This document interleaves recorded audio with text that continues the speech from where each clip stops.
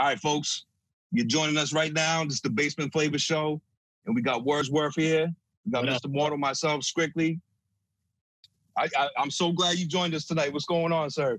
I'm good, man. Thanks for having me, man. Yeah.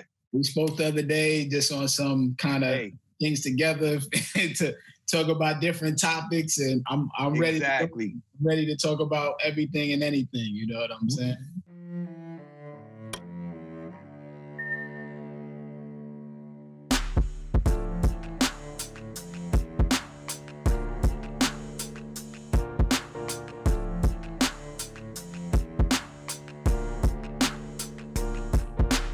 Are you still in Brooklyn? You living in Brooklyn now? I live in Florida, man.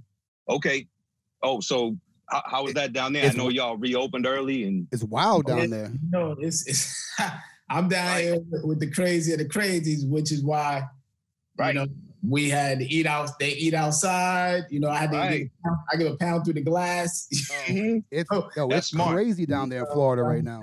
So it's one of those things that is just the fact that it's so political. Everything is so political and politicized today that, you know, nobody can do the right thing no more, just based off of common sense. You know what I'm saying? Like, I'm not like that. Like, you know, I think you just got to treat it normal. You know what I'm saying? Like, you know, if I see you fall on the floor, I'm not going to ask what party you from. Right. You know what I'm saying? So if I see everybody's getting sick from this situation, it's possible that at least contaminating from doing a mask, we all should just wear it just out of, we don't know, let's just try to rock out. When people are like, it just, everything is picking a side or used as a device to divide. So I'm just kind of like, you know, I go with common sense, man. You know what I'm saying? Right. So that's why I'm with you on that. Like, it don't really hurt to wear the mask. I feel for folks, like going to the store for a little bit gets a little, I can't imagine working in it all day. Like, I feel for those folks, you know what I mean? But like, man, if you just run in the store for some milk and bread, like, how much does it hurt just to throw that on for a second? You know what I mean? Just out of respect, you know? Wear your seatbelt, you know what I'm saying? Like, you wear your seatbelt. Like, what's the big deal? Just like right now, just wear a mask. It's easy peasy, yo. For real. A lot of common sense has been thrown out the window based on the fact that people are divided on party lines, and I can care less about all that. I'm with common sense stuff. So I'm with you on that. I'm not with none of that. And then most people would just do the common sense thing if they didn't have the party lines to be attached to. If we was all out as a group and as friends in the wilderness with some situation, nobody would be opposed to saving their life. But just because they have something to attach it to, it's just ridiculous, man. But whatever. Yeah, I agree that and some folks just take the side over some ideology, and they're not even like thinking, is this right or wrong? It's just like, nah, I'm doing this because, you know, it just seems weird. But hey, let's talk about, as terrible as all this is, let's talk about like some good things that have come out of it. Like, look at what we're doing right now. You know, like, I just don't feel like these types of shows would exist if none of this had ever happened. You know what I mean? I agree totally, man. You know, I was able to sit down and write a book. There you go. You know, I was always looking, like saying I wanted to do it, and then needed time. You know how we always say, I need time to do this. All right, so now you got all this time, gave you the time. Did you do all the stuff you said you needed time for? Exactly. So I was able to utilize the time, did a book, did a lot of music. Hold on. You wrote the book? Like, it's done? Yeah, it's done. It's done. I'm just waiting on the cover. So the cover should the cover might be done today, tomorrow, but like it was like in like real minute stages of needing to be done. Like a picture in the back to be smaller, and my logo on the back, and that was it. Cover done, all that. Edited. Yeah, man. It's done. Did you already have an idea what it was gonna be, and then you had the time, and it was just flowing for you? I always had the idea of doing it based off of lyrics, like a poetic album, kind of. I mean, poetry book.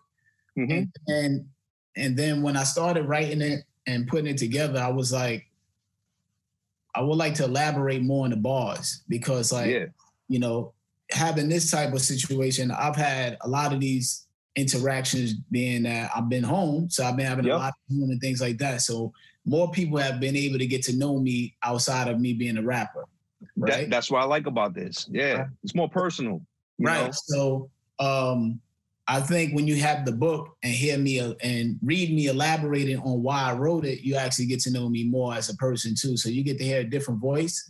So I wanted to write that. And I think also when you hear some of the way that I'm able to write some analogies pertaining to the bars, because, you know, I'm writing in 16 bars, and some of these 16 bars, as concise as they are, you can't really understand my thought process of why I chose that bar.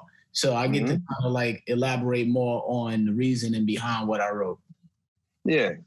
So when this comes out, will it be in print? Like, will it be in? Yeah, it's in paper? Print, man. Oh, okay. It's in print. I love paper. Yeah, it's in print. I'm actually thinking about, not thinking about, going to do an audio version of it too, because I kind of threw that out there on Facebook, and people say they like audiobooks too. So I do personally. I mean, it doesn't hurt. It doesn't hurt. Yeah, so it does. Right, it doesn't hurt. Would you do? Would it be you reading it in your voice, or would you have someone else do it? No, it's gonna be me. If you see me sitting there earlier a few seconds ago, I had the mic right there. So it's me recording it right here, doing it myself. That's crazy. So or you could get like Samuel Jackson to read it for you. Denzel Washington. You can get Denzel Washington. Let me tell you, it's funny you say that. I had that idea too. Right? I had that idea. Freeman. Yo, how crazy would that be? Just kind of like my peers in general to do it. So I had that idea, you know, but you know, what I realized with doing a lot of things in which of me getting things accomplished is that I don't really depend too much on others. So I'm kind of like, let me get one done. And then once I get one done and it's out there, then it's maybe easier to present to others as well. So maybe the next one or going forward. But I've had that idea as well. But this one is going to be all me.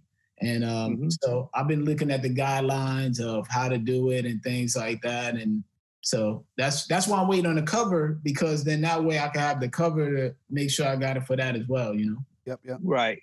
I mean, for me personally, I read very slow. Like I'll read a paragraph and I got to go back. Like I didn't retain it, but with the audiobook, it's beautiful. You know, I found that in the last year or so. You know, I chose to do the book on the basis of it being a bridge for a lot of different things. So a lot of people don't listen to my music, and that's like, could be kids, and then there's adults that's probably like whatever. It could be 80, 70, 60, whatever.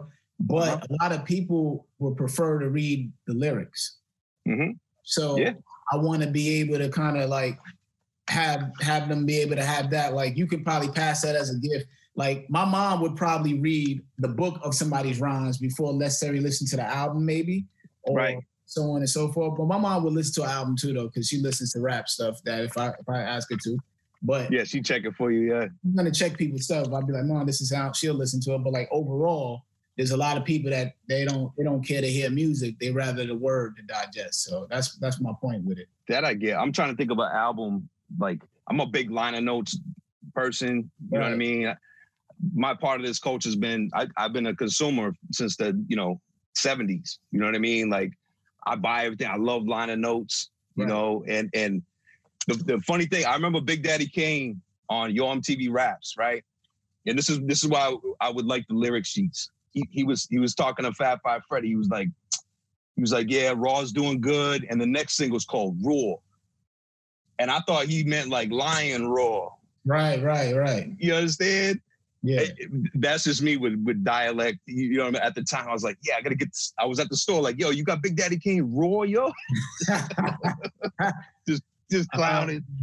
But text is good. It clears things up, you know? Right. Yeah. So that's really the base of it. Just really also pacing. You know, like you get to do it, digest it at your own pace. You know, you read a word and be like, wow, I didn't, how you put that together and what he said there makes sense.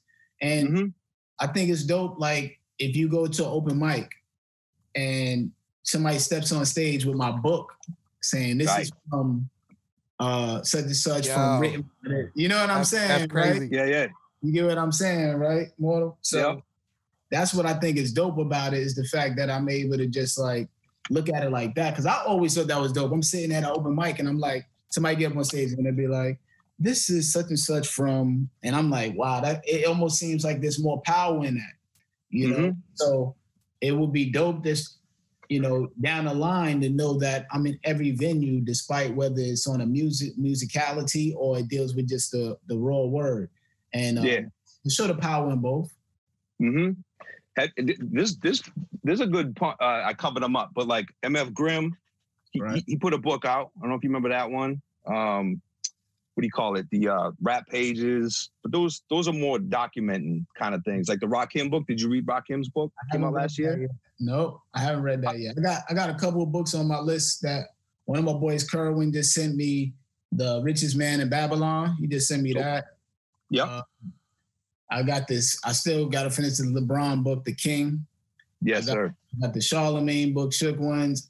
I got 3 books, those books there. I got the Rakim one in my Amazon basket. I even got, you know, thought about looking at the Gucci Mane one, the Rick Ross one. So I try to get a lot of these autobiographical hip hop ones. And I'm trying to just really understand the inside of people's thought process and what made people are, you know what I'm saying? So, I'm definitely, I actually bought the Jay-Z book, but I bought something's crazy because some of these books I bought from my brother and I send them to him just to you know, stay excited and whatnot. And he actually has 2 books out. My brother, his name is Jarrell Jack. He got a book called The Rain That Stains, and he has another one called Genesis Help My Sentence. So he was kind of some of the inspiration for me to finish my book. I'm like, this guy's published before me. You know what I'm saying? So what's The Rain That Stains? What's that about? Talking about like loyalty and the injustice and poverty, and talking about how all those drops of things that go on in life is pretty much symbolized by rain, and which is like, you know, maybe like sad and things like that. Could be tears or but they don't wash away. Understood. Yeah. So that was. All right, I'm gonna write it down. I need audiobooks, so like I said, though. Yeah. Nah, he didn't have an audiobook for it yet. I do read books. Like me, I don't always read books, but like when I'm in that zone, I will chew through books like how I chew through everything that I do. Like for example, I read Game of Thrones. You know what I'm saying? And then I watched the show, and I'm one of those assholes that complained about the show because I'm like, the show isn't as good as the book. So what's going to happen when somebody reads your book and he's like, yo, the book's better? Like, how are you going to feel about that? Oh, yeah. Well, it would be different. It would be different in this regards. This book, so to get more into the book, this book is called What Words Are Worth, Volume 1. And it's based off my album, New Beginning. So if you heard the New Beginning album, it's all the lyrics from New Beginning, and it's me breaking down every 4 bars about why I came up with that and what's my thought process behind it.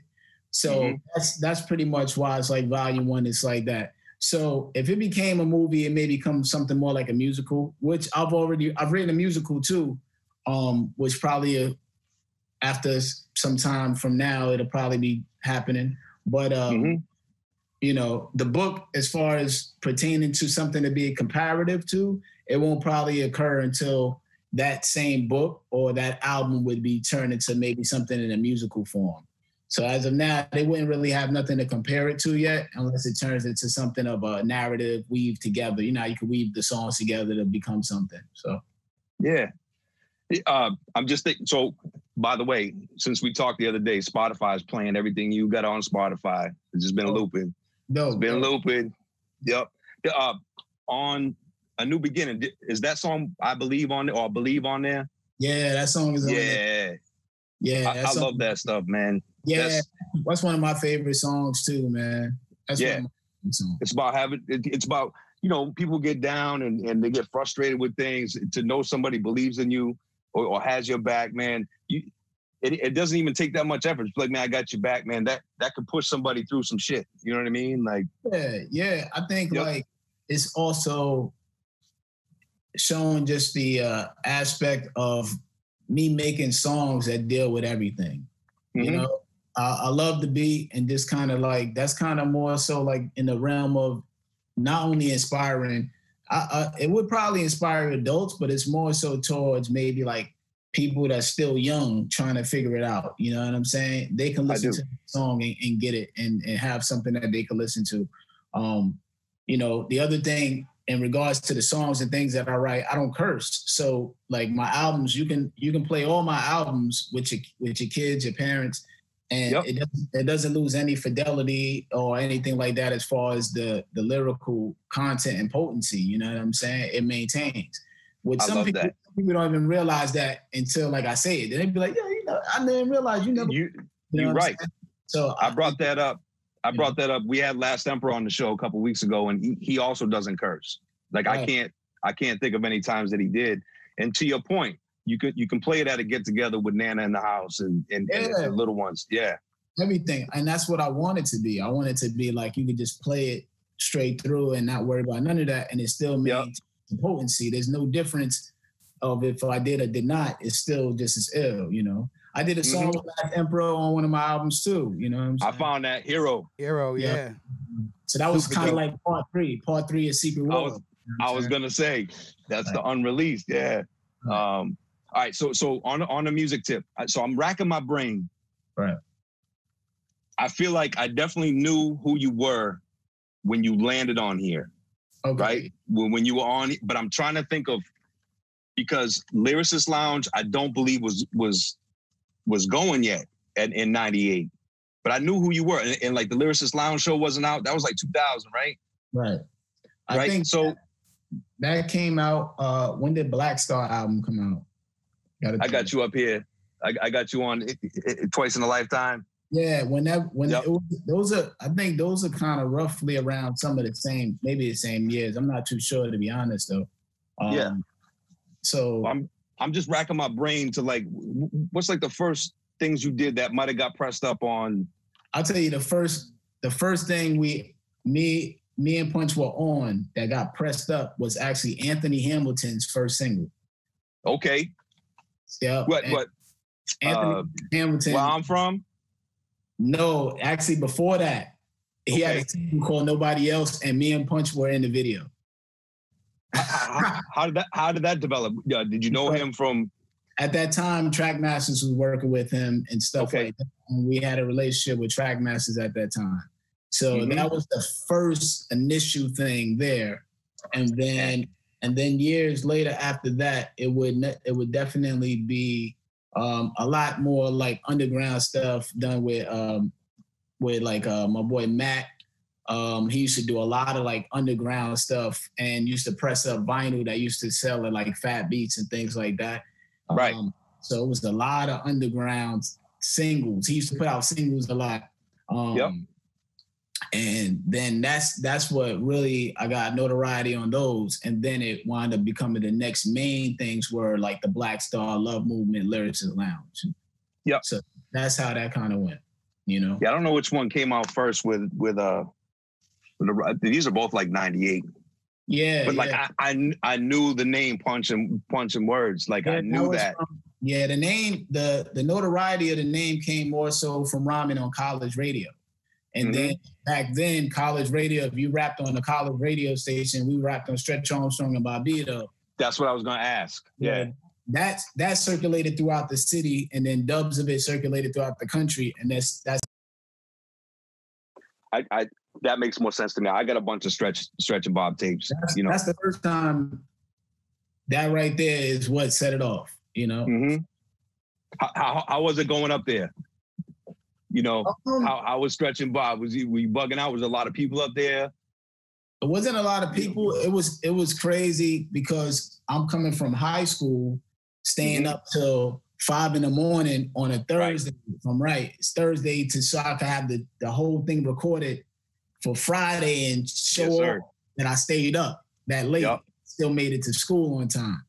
So still going in, yeah. Still went to school, so that was a big deal to make sure you had everything that came on, and but getting on that platform at that time, like that's legendary stuff right there. And then, you know, I hear everybody that raps on there prior before getting on there. You know, I heard like when Nas was up there, they did the Columbia night. It was Nas, Fugees, and Big L, and then all the other artists that I would hear prior to that is what inspired me to be like, man, I can't wait to go up there. It'll be dope. So that was the real stepping stone along those lines in New York. You had to make it kind of on those college stations there. NYU with Riz and Eclipse was very big too. Correct. Too. So that was kind of like, if you got on those two right then and there within whatever, a week's time or whatever, the city knew you, you know, that was it. Then your name on any tape or whatever thing, you were good. Yep. The city knew you right there. Especially if Stretch brought you back and forth a couple times, you know, with your records. If he did that was like Flex dropping a bomb. Exactly. You know what I'm saying? That was the equivalent of Flex dropping a bomb. Bobita doing a woo-wee behind you. Mm-hmm. So, exactly. So, go ahead, man. So I was gonna say, before we get because I felt like I wanted to go back a little bit farther and just ask a question like when did you know that you had a gift? Like at what point, like where were you in your life when you realized like, yo, like I'm amazing at this, you know what I'm saying? Going to New Eurekan. Once I started going to New Eurekan Poets Cafe and like stepping on stages at open mics, that's when I knew. I was like, all right, cool. I'm on an open mic, and they liked what I said at open mics, and they're being outside in the ciphers. And then that's when I knew. I was like, okay, so this worked, you know?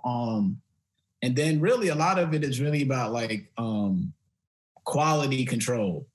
You know what I'm saying? Like that's a huge key to being, I think, a dope artist or just having longevity. Is having quality control and be able to identify your quality control.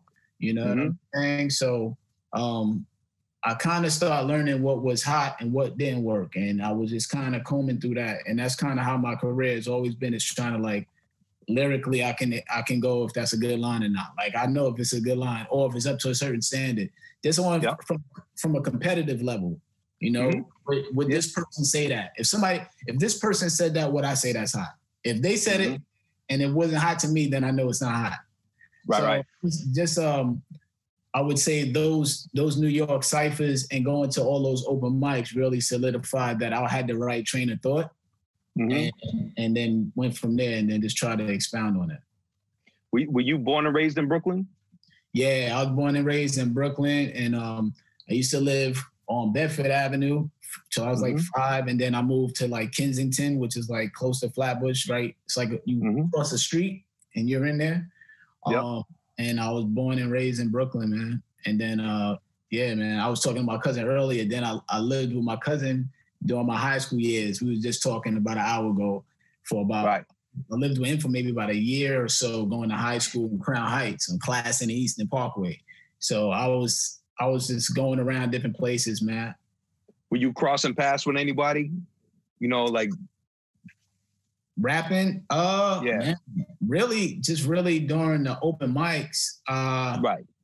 Everybody that we loved from the 90s was everywhere. So, you know, you see pictures with me I got pictures probably with everybody in some shape, form, or fashion. You know what I'm saying? So everybody from the 90s, I've either met or rapped on a song with them, or been in the venue, went to open mic, or went on tour with them and stuff like that for the most part, or I've crossed paths with them somewhere, shape or form, you know. When did you actually start? Like your freestyle is incredible. I bear witness to it. Several years ago, you came out to New Bedford, Mass, to the Third Eye Open. It's an outside event in the park. I remember the outside event. Yep, I remember that in the park. I was there, and I remember it got dark. Yeah, but then they shut it down. They tried to shut it down, I think, early too. They tried, but you kept rocking. They cut your beat off. Yeah. They cut the tables off. You had a wireless mic, and I bear witness to like you really, really impressed me that night. You jumped off the stage.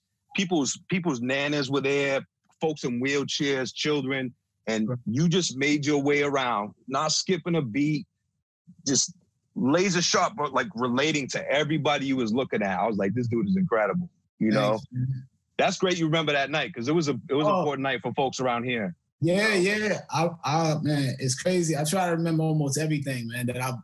People almost try to remember almost everybody I met to an extent, or places I've been. But definitely, I remember that being in that park and everything, and being on that stage. Stage was super high stage.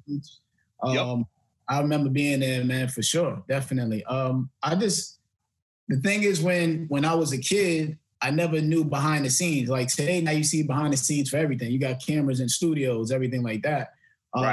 My favorite artists I would see on TV, but then the only way to practice what they were doing was to go in the elevator and banging on the wall rapping or banging on the car hood. So I never seen the actual writing, so I didn't know you needed to write.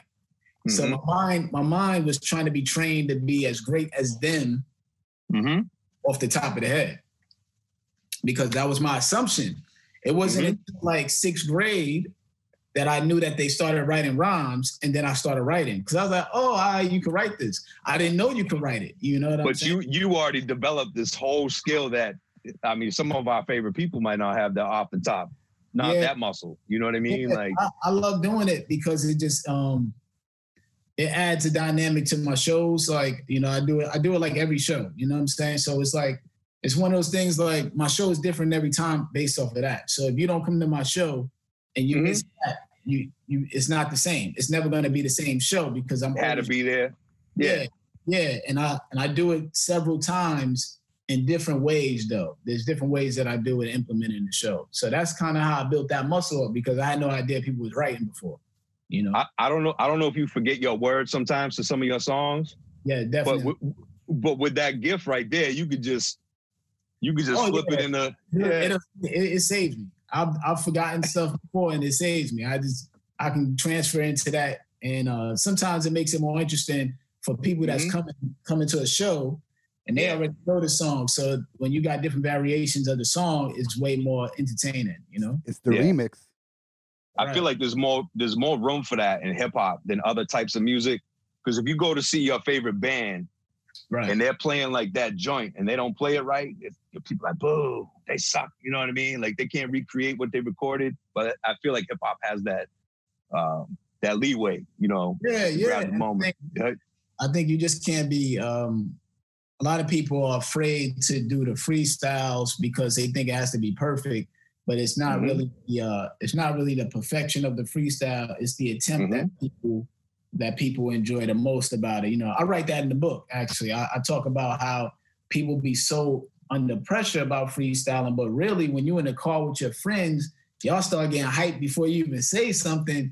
Whether it's gonna be hot or not, you just hype. So that's what you enjoy. It's the energy of the attempt. It's not the energy of the execution necessarily. It's the fact that you tried it, we having fun doing it. And that's why as a fan, you become in awe watching somebody attempting it, because they're willing to throw it all on the line for you. So that's kind of the vibe with it. It's like, yo, let's just have fun with it, you know? Or even a DJ, the record skips and he brings it back, tries to catch that. Same kind of feeling, Feeling. So just the spontaneity of it. That's what I enjoy about it. So is you think that's what brought y'all folks together? You know, for this, you guys enjoy just rhyming together like that? Yeah, it really started with Ace, with us being on the same independent label, Mona Hip Hop putting out projects, and then Ace taking us on tour with him. So that's really actual like pictures of us going on tour. And then we went on tour for about 15 years straight together. So the fans seeing us consistently together, it just only seemed right that we should be a group. Yeah, because we would open up, me and Punch would open up, then Ace and Strick would come out, and then we all had songs on Ace's album, so then we all come out together on stage. Everybody come back out. It looks like it's already like it works.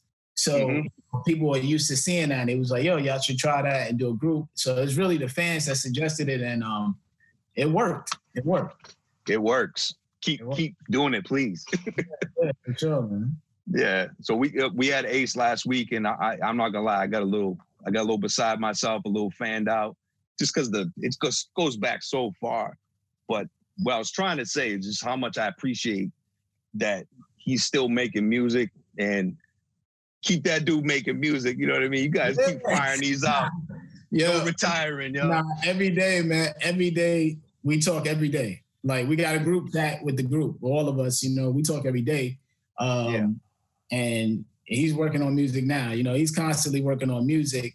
I think it's kind of in the same vein of a lot of us, which kind of inspires me as well. It's just like he still wants it. I think he still feels that hunger of getting that respect. You know what I'm saying? So you're like, man, I got to keep pushing too, right? And I think you could look at artists such as like a Common. You could look at the Roots. You could look at maybe even a DMX, how he got signed at such a late age. And it's really, you have to keep going, and that's really it. You never really know. This person might go platinum at 16, you might go platinum at 80. You don't know. You don't know. You know what I'm saying? And you won't be able to know if you don't keep going. I think overall the testament to Ace doing the music is the quality control, which is why he surpasses a lot of other artists as far as making music today from back then. It's just his quality control and being alert. He has by far he like all his like to this the potency. You could almost say he's better now. If you think about everybody, no disrespect to anybody, but like where he's at right now, none of them can put out quality at that level. I totally agree. I totally agree. I agree with that. You know what I'm saying?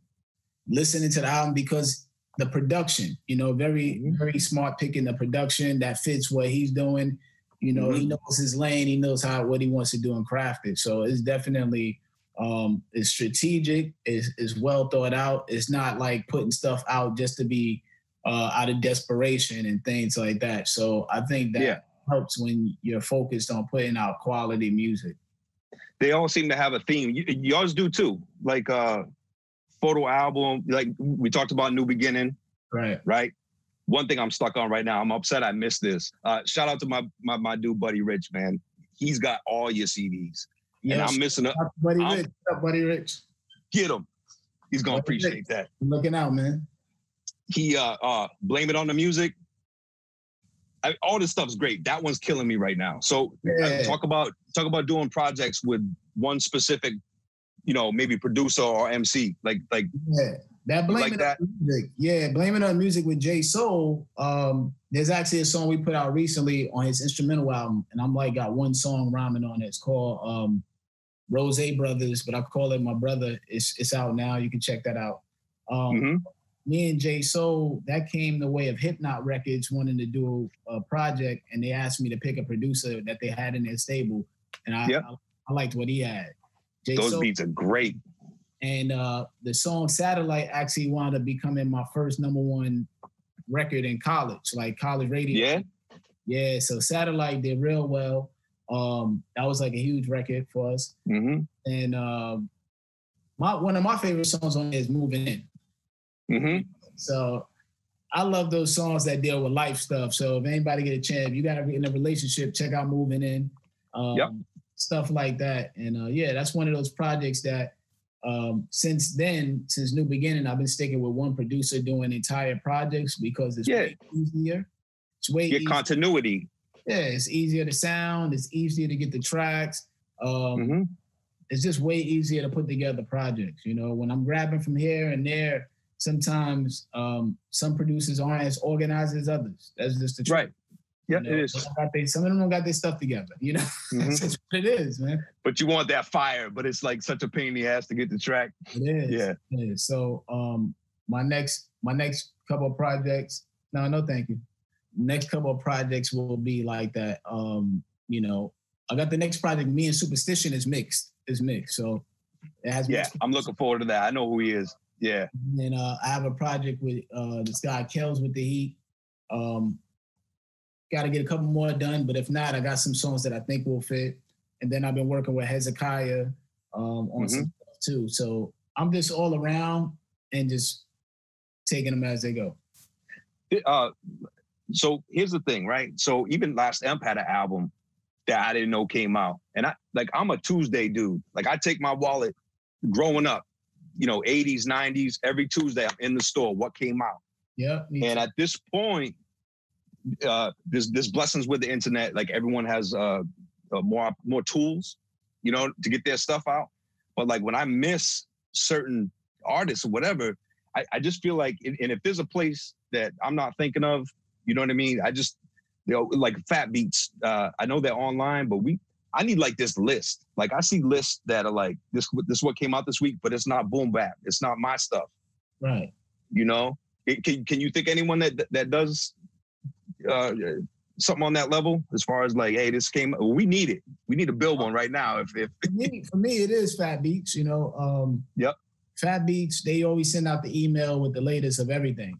From my it's like their emails is always that, you know what I'm saying? Even if it's just digital. If it's just digital, I think they do digital. They do digital on there. I know that. I don't know. I typically I think last week it came out like the Ill Bill and Nems. Then they got a project, right? I think if I'm right. So I look at the list of what's on there. Yeah. I don't know if I go as far as to check, I know last week came out the Pop Smoke, the Gucci Mane, the West Side Gun, and somebody else. I can't remember right now. But I'm aware, you know what I'm saying, of what's going on. And I think they do have the digital of them, but I'm not sure. But I know they promote more so having the vinyl of it. Yeah. I need to get back in tune with that. I know, like at least for iTunes, like if I bought your album, for the rest of time, it would always let me know anything your name was associated with. Right. Like it's kind of like new from your artist or whatever. Right. But I don't. But I don't know, man. As far as just kind of maintaining that, I would say Fat Beats, just getting on the mailing list with them. That's been my stuff has come out from Fat Beats ever since I've been putting out solo stuff, except for my first album. Right. Everything I've done, except for in the Hypnot record. But other than that, everything is through them. I think what happened was once they closed the brick and mortar store, kind of like, I don't know if they went right into the website. I thought they did a pop-up here and there. But I think that's kind of where it got tuned out for me for whatever reason. But I don't like missing records, man. Yeah, I would say sign up to them. That's kind of my go-to right there.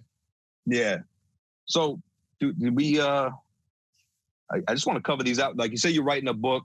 The difference between writing just a 16, or getting. I'm trying to pull up the example of it. The names coming off me here. Oh, Champion Sound. That's great too. So that's the latest album out now with me and Pearl Gates, and that's produced by Quincy Tones from the UK. Quincy Tones. I've heard that name. Yeah. He's done a lot of stuff. He's done stuff with Fashawn, Kweli. He did The Ghost of Christopher Wallace with Jay Electronica. I mean, if you look at his discography, he did a lot of stuff on that Show album. He's ridiculous. Yeah. Yeah, Quincy. Yeah, it was probably the EMC, right? That where I saw Quincy Tones. I remember. I'm just jotting stuff down because I'm going afterwards. I'm here, man. Yeah. What else?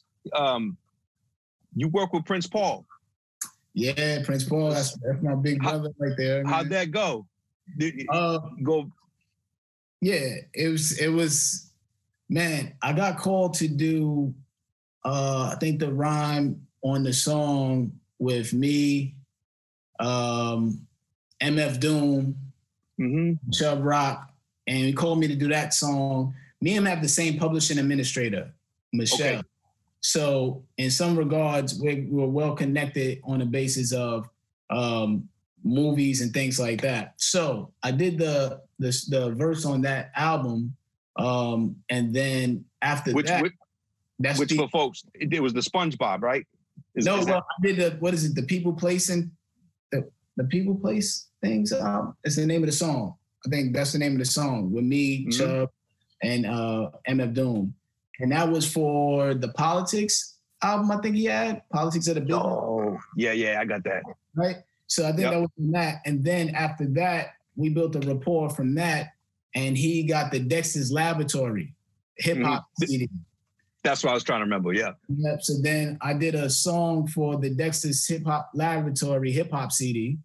And then that worked.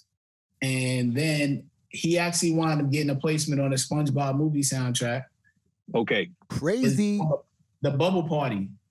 But the Bubble Party, he didn't even need me. He was like, yo, you want to rhyme on it? And if they take it, they take it. Like I was like, all right, let's do it. Right. And he was like, yo, they took it. So then that worked. And they made videos for all of them too, which really is dope because that shows how much they liked it. So they had Back to the Lab again. Had Back to the Lab again for Dexter's Laboratory. Then they have the Bubble Party, and these are all videos you can go see. And then the trifecta, I guess the third one, which worked out, was the Dino 5. If you ever hear this album called the Dino 5, it's actually an animated, it's a kid's album, and they did a little cartoon on it, not like a huge series type thing, but like a little promo on it, Dino 5. And Prince Paul was recruited to do the whole album, but he recruited me, Charlie Tuna, Ladybug, Mecca, and Scratch from the Roots. Okay. So we did that whole album. We wrote that album in like a week and put it together and stuff like that. So that's Prince Paul again. Then after that, Peabody and Sherman, which is on Netflix now, got my publishing administrator got called about that. And then being that we have the rapport of doing all these other things of successful doing these cartoons, we got on the phone with DreamWorks, and then that one it worked too. So it's just, it's a different mindset writing them too and putting it together, you know? So it was dope. Is that the, which one? You on the second episode, the Peabody? Yeah, Peabody and Sherman, Netflix right now, season 1, episode 2 is me and Prince. That's crazy. But just real quick, going back to Dino 5, because I was trying to do some research about you online, and I came across the information about that project, and I was trying to find that project online. I couldn't find it. So I'm curious, is there a place? Because I would love to have, because I have kids, you know what I'm saying?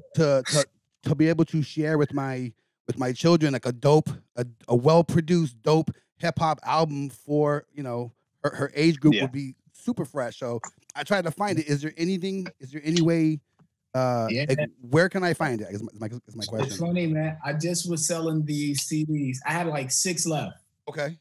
And I was selling them like, I kind of missed out right now because I had like 6. I sold them like a few months ago for like real high-end prices because they're like super hard to find. But you can find it on Amazon. You're gonna probably find it maybe from $20 to $90. Yep. You can find it on there and order one, you know. And hopefully, I say hopefully got the insert in it because the insert is dope. So if it's missing that, you miss out. It's like a little like activity book for the kids. Got connected dots in there, so that's real dope about it. But check it. It's available out there on Amazon. I think I may have like 1 copy left, like myself, that I just need to have. Right. I don't even have it at all. Yeah, I get it. I couldn't find it anywhere. Like it's not on any like platform, you know. Yeah, he should upload it. He should definitely upload it. Yeah, we need that, yo. You also mentioned St. Judy. St. Judy the movie. Yep, that's out now. Yep. You can see that it's on Stars on demand. So me and my man Sticks Bones, we have the pretty much like kind of like the theme song in a way you could say. Like as soon as the movie, boom, it comes on and it's right there. You know what I'm saying? So that's what I got going on with that. So St. Judy, if you check that movie out, got in that. If you watch Power this season, the last season of Power, got music in that, episode 2. When Ghost is coming out the club and Tommy's about to shoot him, getting ready to shoot him or whatever. Spoilers. Well, it don't really happen there. So right. but hypothetically. In that scene, you know what I'm saying? In that scene where he's supposed to, you'll hear the song come on, and that's featuring me, my man Pearl Gates, Jacqueline Constance, Range the Messenger, and produced by Robot Scott. Was it produced just for that show, or was that on something else and they grabbed it? We were making songs as a group to put out a group project. So we got songs that are sitting there. So I was just like letting them know I have this in with getting movie placements. So I pretty much was like, yo, let me alley-oop the project. As long as I'm on it, I could get it pitched pretty much, you know? So yeah. It got hit a couple of times. So it got hit for NCIS. It got hit Criminal Minds. You know, it just kept getting hit, man. It was getting hit like back to back. You know, that's right. It's called Reloaded. Well, I like that. It's out now too. It's Body Idea. It's called Reloaded. I like that you found other ways. Like, there's other ways to earn income than just being on the stage. Because I'm sure touring and shows, that's a good, bag, as the kids call it. You know what I mean? But like these other, like a TV show that could run, on, like, that's just other like streams of income. It's smart that you've aligned that up. You know what I mean? Yeah. Yep. I think also just the fact that I want to learn all the other avenues. I think that's the other thing too, is like learning about them. Like maybe that's just kind of in me to want to learn stuff, which is what's allowed me to be here this long doing things, is because I learn it and then I'm able to apply it later. So it's really about just wanting to learn other ways of doing it. So when I'm here, I'll have songs that's just particularly made for TV only. So there's songs that people will never hear because it doesn't fit my album, but I make it for movie. Oh, I hear that. Where'd you say you went? You went to University of Miami again, right? What'd you study there? I went to the University of Miami, Frost Music School there, and I got a master's in music business. I went to Grand Canyon University as well. I got a master's in secondary education.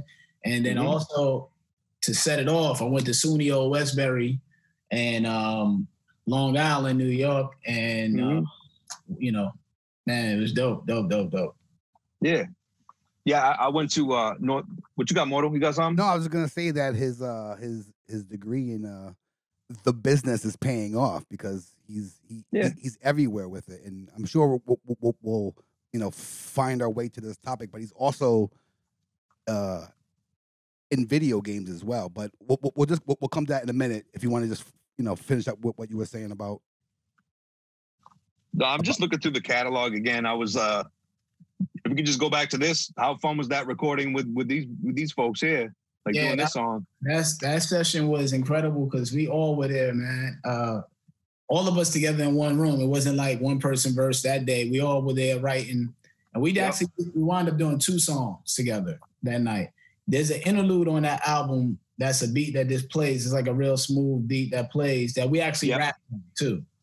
So it was like Nana's theme or something. I think that's it. And it's just a real smooth interlude. We rapped on that and made a song on that. But that thing we didn't keep. We're never gonna hear that. We're never gonna hear that. I think I have it on. I think I have it on the tape. Let's play it. But no. I think I do have it. But I've been trying to. It's funny because I was trying to play it on a cassette player or something in here that didn't work, and I was like, this is what it is. But I got a brand new tape deck over there. You can send it over. I'll make you a digital copy. Yeah, we'll encode it. We'll encode it for you. Yeah, that Nana's thing, man. We was rhyming on some relationship stuff. We was rhyming about a relationship on some relationship type record on there, and so that was kind of dope too. So I wonder if that'll ever be like some lost lost tapes type stuff. They snuck a few on the CD version of this. There's like some extra, like money maker, money shaker, something like that. There was a couple of like little extra ones on here. I think they even put in like the MC Hood, like the scenario remix. You know what I mean? Like they put that on there for archival.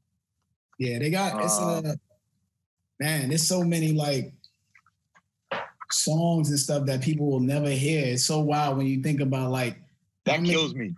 How many artists? Yeah, because the songs you'll never hear from artists of all genres. You know, like you were saying about quality control. I get it when you're putting an album together.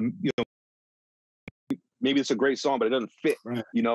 But I feel like once you get further out in your career, it doesn't hurt to put those pictures out there. Maybe your haircut was messed up or whatever. Those songs that weren't polished. But like I got a hard drive here. I got the hard drive that I recorded Mirror Music on here. My first solo album. I got the hard drive. And like a couple weeks ago, I was just trying to consolidate stuff because, yeah, man, that first album. So it's crazy because I'm trying to consolidate all these hard drives now over the years. And I went back to that one. I got songs on there that nobody's ever heard. Just like songs, verses, you know what I'm saying? I got the deluxe joint with the Odyssey remixes on them. Yeah, and that was like a blessing in disguise because Odyssey wound up becoming a great artist himself. And yeah, absolutely. He did that album. When they first did it, I was kind of like, I wish I would have told me because I would have changed some verses on it. I would have like try, you know, when you do those remixes, you like to like customize it. Right. Yeah. You know what I'm saying? Yep. But it wound up working out. Yeah, even like remixes that start off with the same line and then it just goes somewhere else. That's the fly shit. Right. Yeah. Yeah, you're right. Because I feel like I'm just trying to remember like how established Odyssey was at this point, you know. But he definitely had great string of music from that, you know. At that time, you know, and then like, you know, I write my verses to every beat. Like every rhyme I write is written to the beat. I was gonna ask you that. Yeah. I don't have like 300 verses in my head like I used to when I was younger. Like, you know, in the street, walking around, you got 20, 30 verses, you ready to go. I don't do that no more because I learned how to match the emotion to the wording. So once I learned how to match the emotion to the wording, everything is custom made. You know what I'm saying? So I don't have like, so I would have did the same vibe, you know? Yeah. I've dabbled in production over time, and one thing I like doing was I love remixing. Like if I have acapellas, you know, I'll make a beat and remix it. I love changing the whole energy of it. It was recorded to like maybe some smooth stuff and then just make it, you know, make it nutty. Like I love changing the feeling behind it, and it's the same recording, you know? Yeah. I mean, I get hit with people that do remixes. Somebody hit me with a 12 months remix the other day. Instagram. So the acapellas from the first album is out there. Just out there. So I'm gonna find them. Yeah, people have them for sure. Yeah. What else did you touch on the other night? Oh, I wanted to ask you about Crazy Eights on the Juggernauts album. Yeah. 730 spitting Crazy Eights. Yeah. Yes, sir. Now, you know who Jax is from Binkus?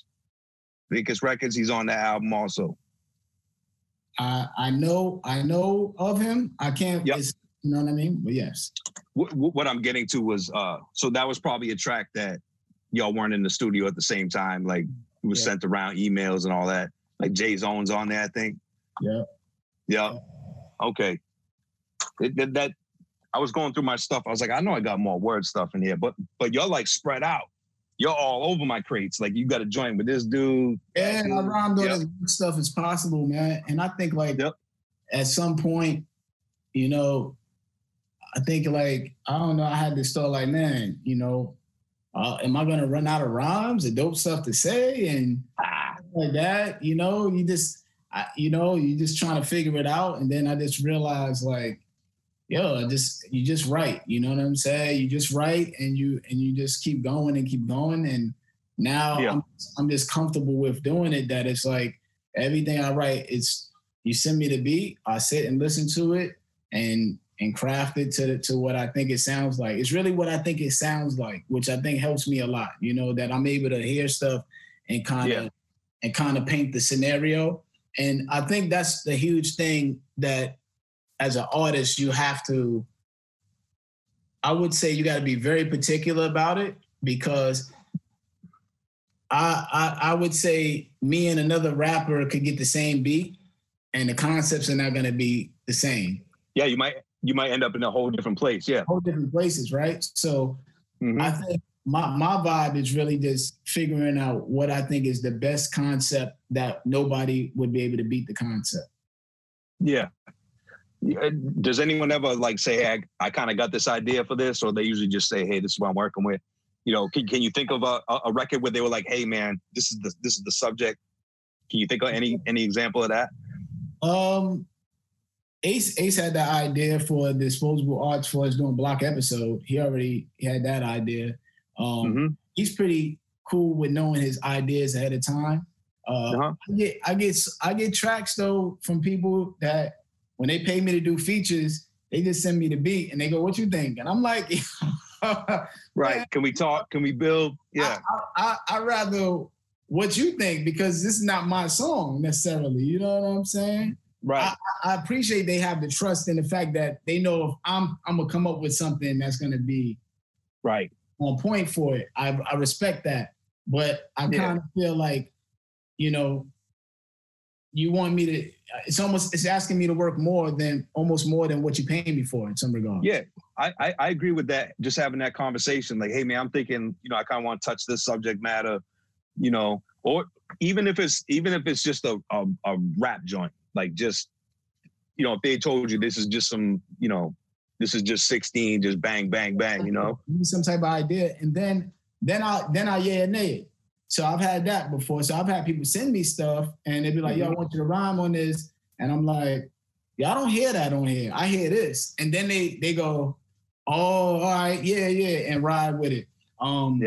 But I don't want you to really send me a beat and I'm doing your work. I just don't really like that. Yeah. You know I'm not with that.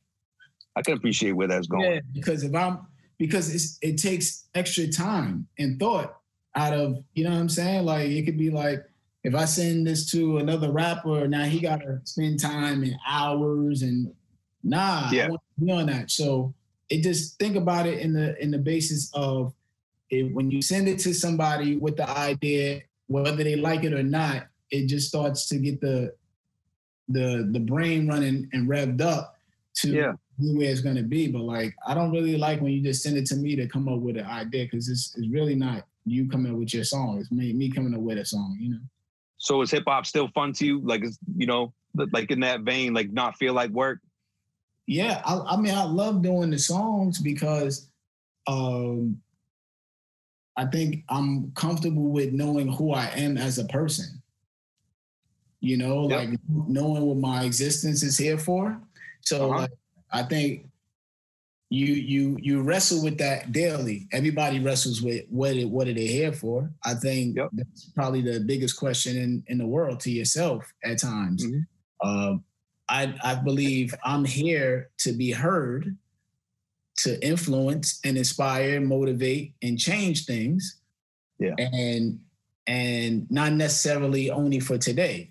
So I'm here to share mutual thoughts, observations, and things like that I see that represent a certain mindset that somebody will hear and go, "Wow, I never thought of that," and then alter something there. So I believe we're all dominoes in some shape, form, or fashion, right? Can affect the next one. I'm going to affect somebody else. So I'm comfortable with knowing that I'm here as a, conduit.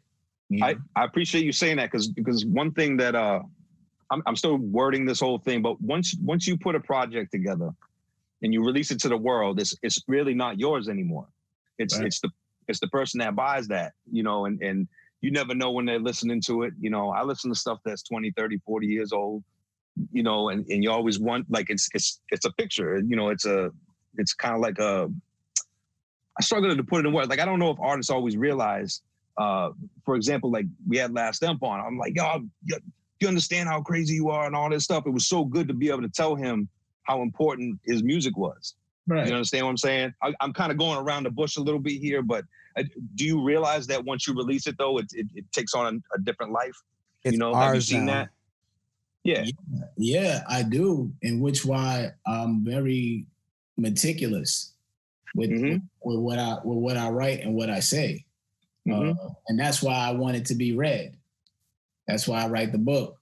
That's why when you drive in the car with your kids can hear it, and that helps. That means I'm able to touch maybe several more generations, because you're able to play it with your kids while you're listening to it. They're able to say it and listen to it, and then they get accustomed to the message too. So I definitely understand the importance of what I'm saying and what I'm doing.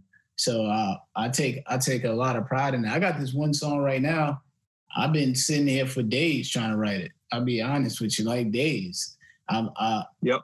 Because I feel like the message of what I'm going to say is super important, because even the way the beat is tailored is not so much going on that the words are going to be as equally as powerful. So this particular song, I'm taking a long time to write. Some songs, but like if you needed a verse from me, I could write a verse, honestly, like the same day and it'd be done by tomorrow. I'm trained like that too. But when it's my song, I have the option to take as much time as I want, depending on the record. It's that quality control. Quality, and that's why it's so important, because again, like once you put it out and you it's out there, it becomes part of the world. Becomes part of history. My mindset. Let me give people my mindset. Let's go.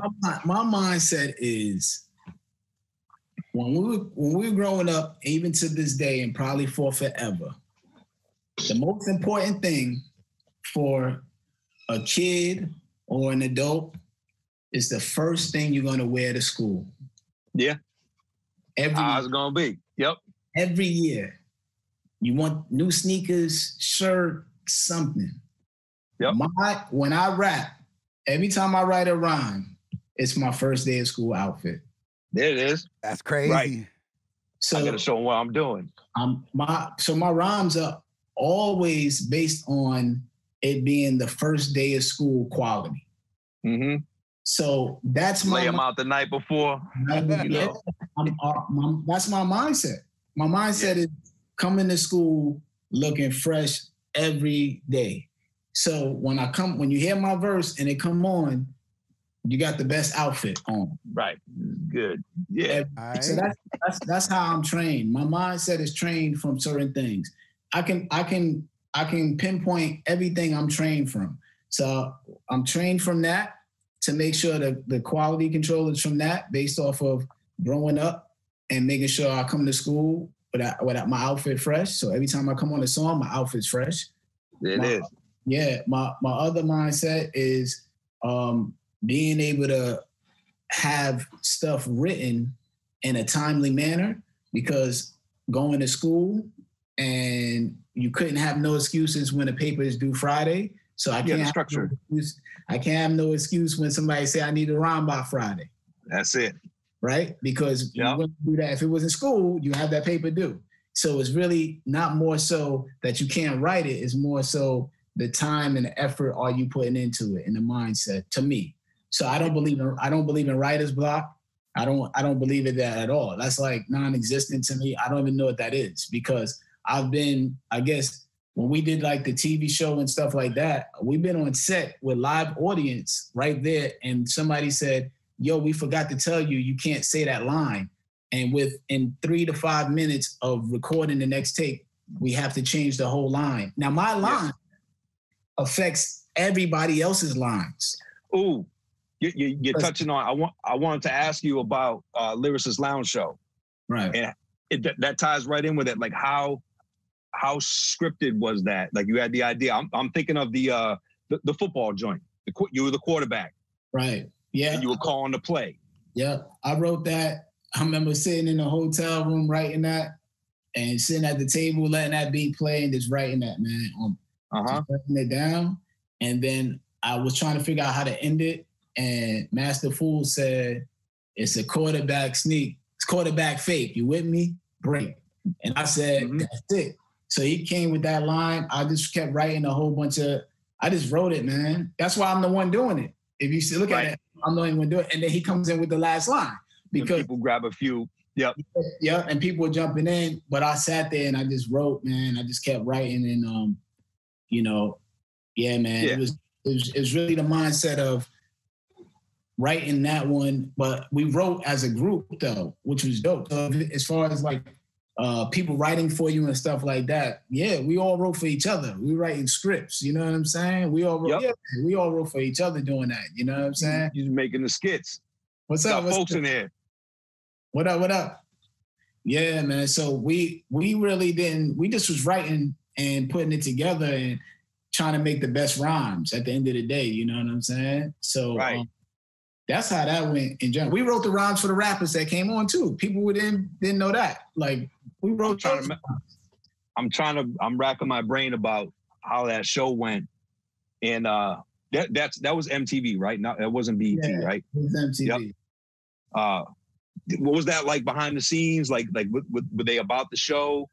It went for like a season or two. Did it get the second season? 2 seasons. Yep. 2 seasons, man. That's pretty successful, I would say, man. Because I was, you know, some on that platform. Yeah. What's up? Yeah. Some people get one season. You know what I'm saying? So to get 2 was a blessing. You know. Yeah, I saw some familiar faces in there too. Your guy. I forgot he was in the show. Who's your man's? He's on the EMC too. Look like Gaston. Yeah. Peace.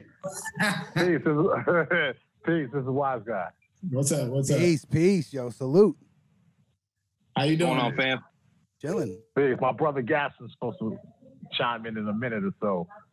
Unfortunately, we both had crazy days. I wanted to listen in on the interview before rather than just jumping in now, but that's cool. I know some of his history.